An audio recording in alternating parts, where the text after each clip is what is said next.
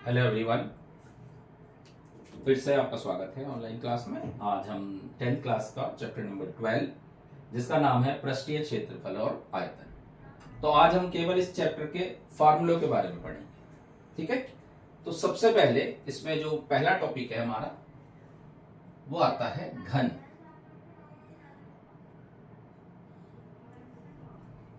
घन घन जो है वो वर्ग के ऊपर बना होता है, यानी कि वर्ग जिसकी चारों भुजाएं बराबर हैं। ऐसे ही घन के क्योंकि 6 भुजाएं होती है और 6 के 6 बराबर होती हैं, तो मान लिया इसकी प्रत्येक भुजा जो है वो a है। लंबाई चौड़ाई ऊंचाई सब a है। ठीक है, तो सबसे पहला फार्मूला आता है घन का पृष्ठ।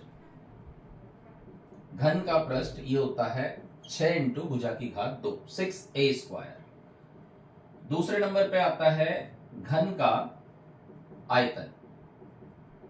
घन का आयतन ये होता है भुजा की घात 3।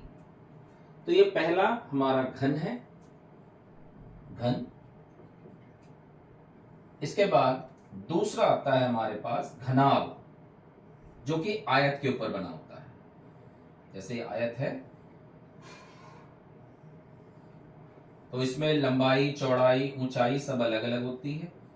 ये लंबाई हो गई, ये चौड़ाई हो गई, ये ऊंचाई हो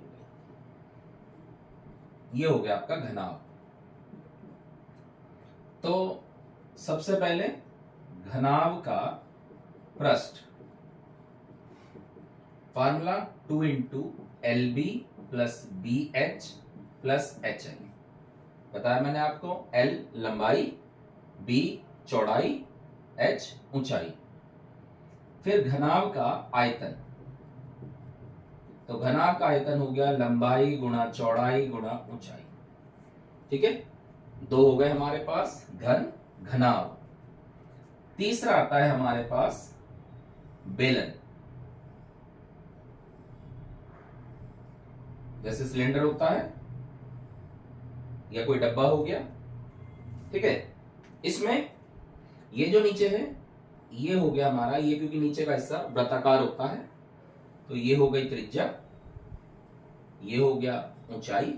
ठीक है, तो आकृति हो गई आपकी ये बेलन। तो इसमें सबसे पहला फार्मूला, तो ये नीचे का हिस्सा ये गोलाकार होता है, वृत्ताकार, इसलिए आधार का परिमाप या परिधि, आधार की परिधि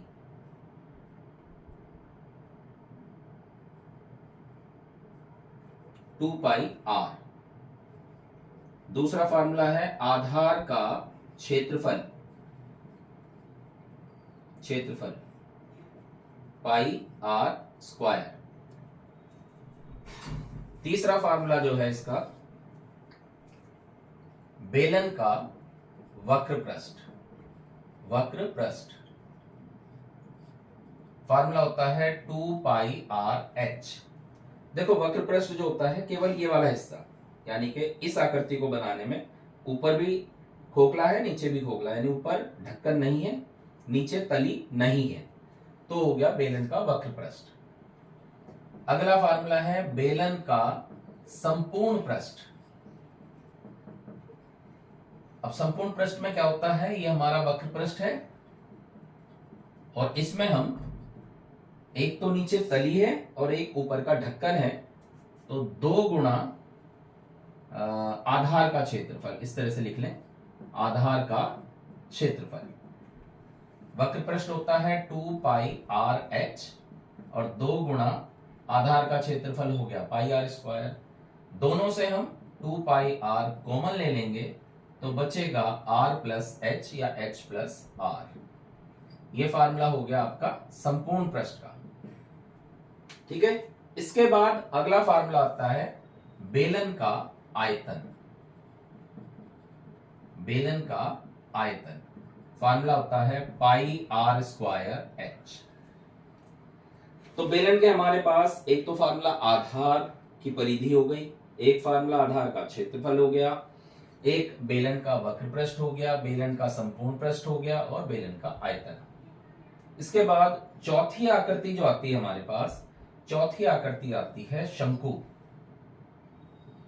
ये देखा ही होगा, जो सोफ्टी होती है उस तरह का शेप हो गया, जोकर वाली टोपी हो गई, बर्थडे वाली कैप हो गई, ये हो गया हमारा शंकु। इसमें ये तो हो गई इसकी ऊंचाई, ये हो गई इसकी त्रिज्या, और ये हो गई तिर्यक ऊंचाई। ये सब 9th क्लास में ही पढ़ चुके हैं आप। अब इस शंकु के लिए सबसे पहला फार्मूला तो यही समकोण त्रिभुज के हिसाब से, पाइथागोरस थ्योरम के हिसाब से, कर्ण का वर्ग बराबर लंब का वर्ग प्लस आधार का वर्ग वाला फार्मूला, यानी कि तिरछी ऊंचाई का वर्ग, ये एल होता है आपका तिरछी ऊंचाई,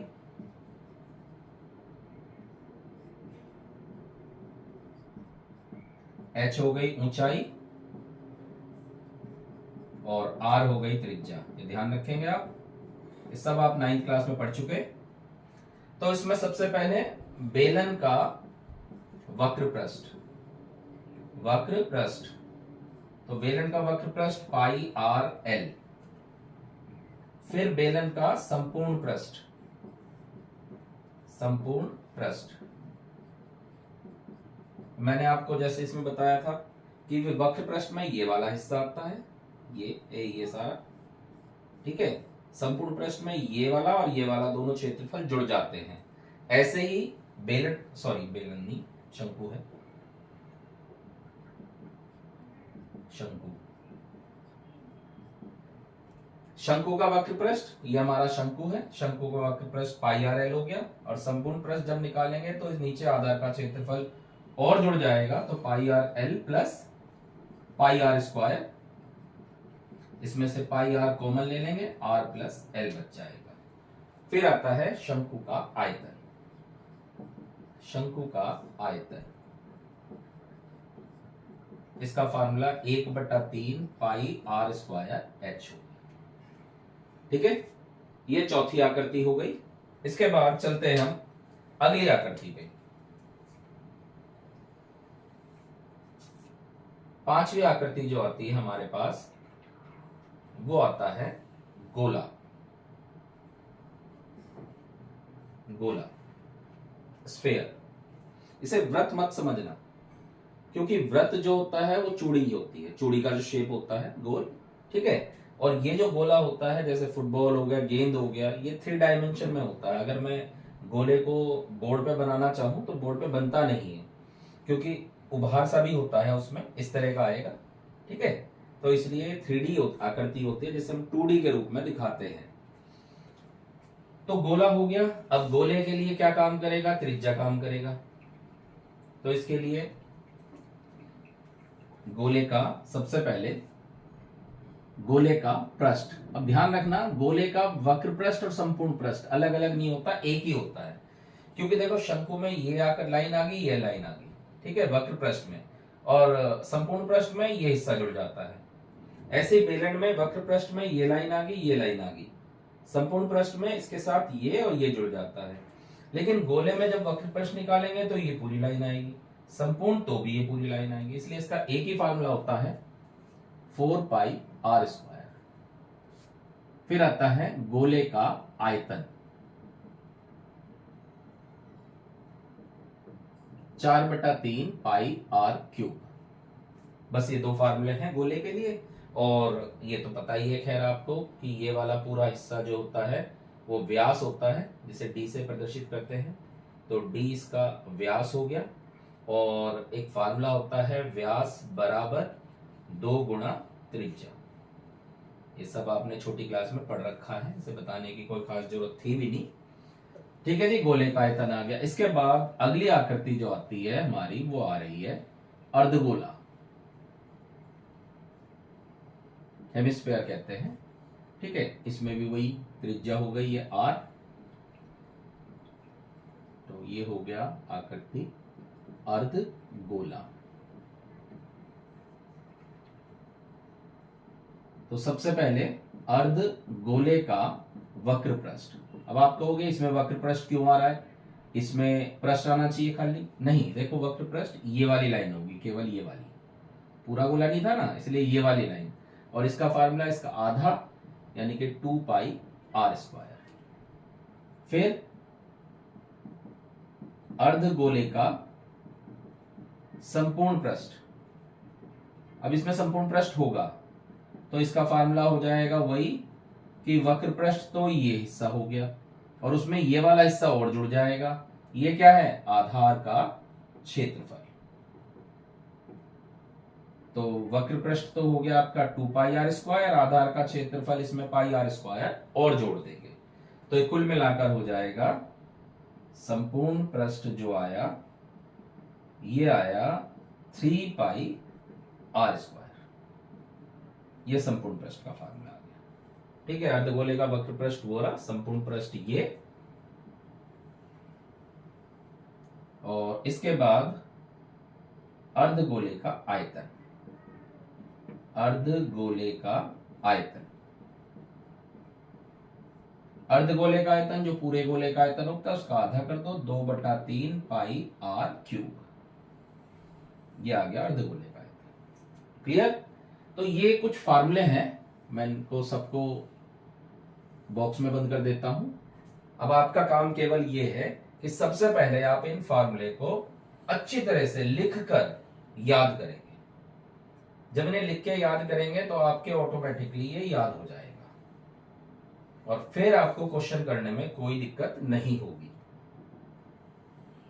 क्योंकि फार्मूला याद करें, अगर पेपर में आपको कोई क्वेश्चन में कैलकुलेशन में थोड़ी गड़बड़ भी हो जाती है और आपने फार्मूला लिख दिया सही तो फार्मूले के भी आपको कुछ नंबर मिल जाते हैं।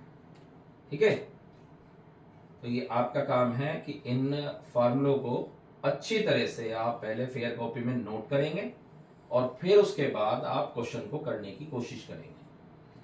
तो इस वीडियो में यहाँ तक ही। मैंने आपको जो है केवल फार्मूले सारे बता दिए, किस किस तरह से फार्मूले निकलते हैं, फार्मूले के बारे में जानकारी दे दी। हमारे पास टोटल 1 2 3 4 5 6 टॉपिक हैं।